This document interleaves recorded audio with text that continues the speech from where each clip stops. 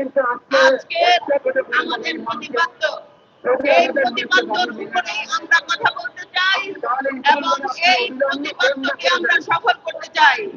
আজকের দিনে আমরা বলতে চাই, গত 50 বছরে যদি জনবান্ধব রাজনীতি আমরা দেখতে পেতাম, তাহলে দেশের এই অবস্থা হতো না।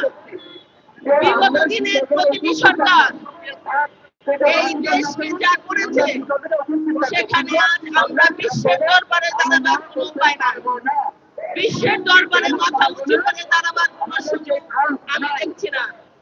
আমাদের দাবি, যেই সরকার যেভাবেই গঠিত হোক, যেভাবেই দেশ পরিচালনা করুক, তারা যেন মানবাধিকারকে কথা বলতে দেয়, তারা যেন সাংবাদিকদের কথা বলতে দেয়, তারা যেন তথ্য প্রচার করতে দেয়, তারা যেন সাংবাদিক হত্যা বন্ধ করে, তারা যেন মানবাধিকার